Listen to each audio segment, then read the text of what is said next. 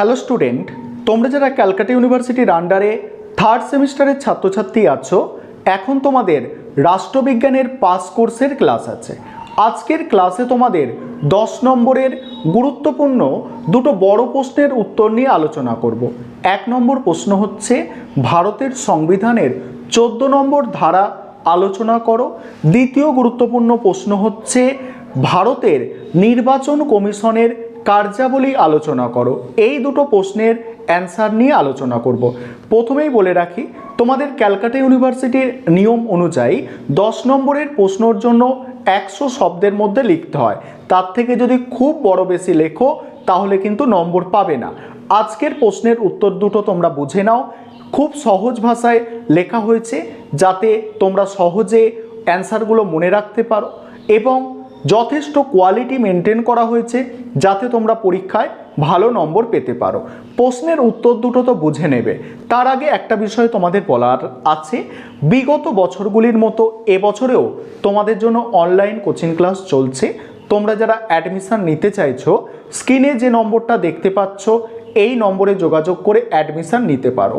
আমাদের সপ্তাহে এই ধরনের ক্লাস দুদিন করে হয়ে থাকে।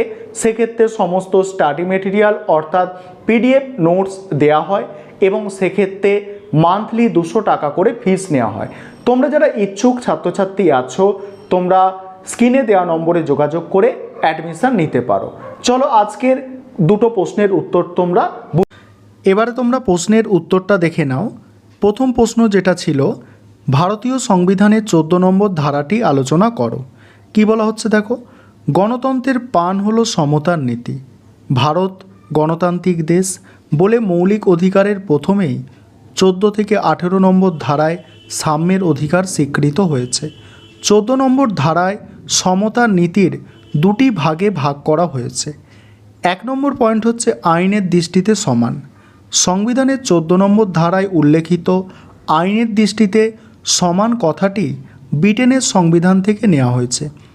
সেখানে আইনের অনুশাসনের নীতিতে বলা হয়েছে আইনের স্থান সকলের ওপরে, কেউ আইনের ওপরে নয়।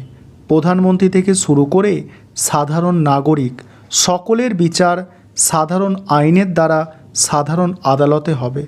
ভারতে এই নীতি স্বীকৃত। এখানে আইনের চোখে সকলে সমান।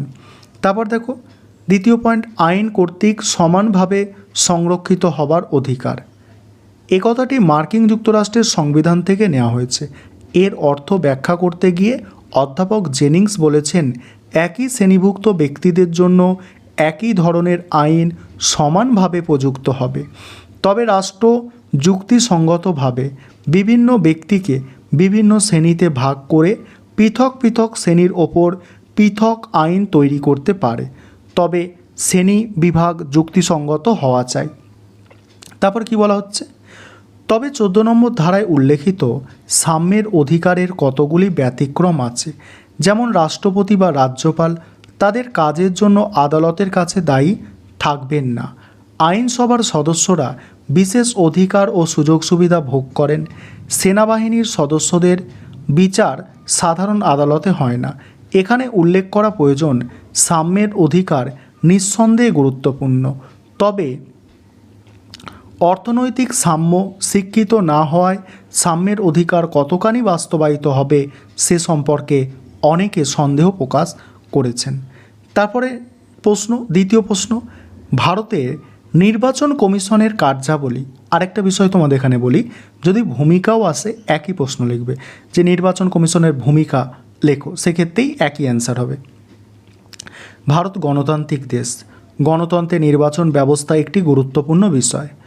তবে নির্বাচন সুষ্ঠু, অবাধ, স্বাধীন ও শান্তিপূর্ণ হতে হবে, তবেই গণতন্ত্র সঠিক পথে চলবে। তা না হলে গণতন্ত্র প্রহসনে পরিণত হবে।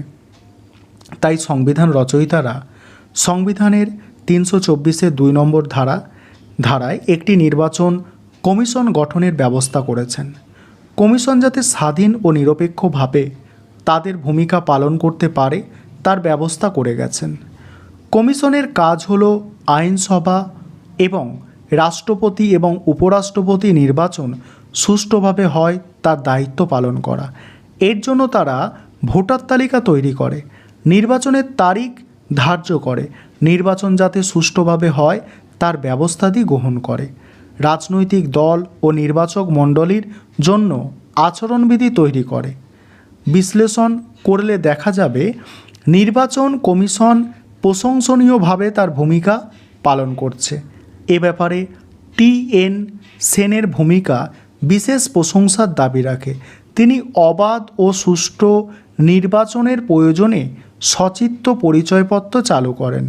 সমস্যা সংকুল বিহারের বিধানসভা নির্বাচনে শক্ত হাতে নির্বাচন পরিচালনা করে সাধারণ মানুষকে নির্ভয়ে ভোট দেওয়ার ব্যবস্থা করেন।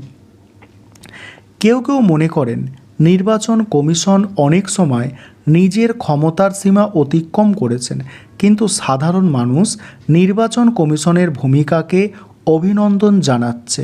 তবে সেই সঙ্গে রাজনৈতিক দলগুলি যদি সহযোগিতার হাত বাড়ায় তাহলে নির্বাচন কমিশনের পক্ষে কাজ করা সহজ হবে।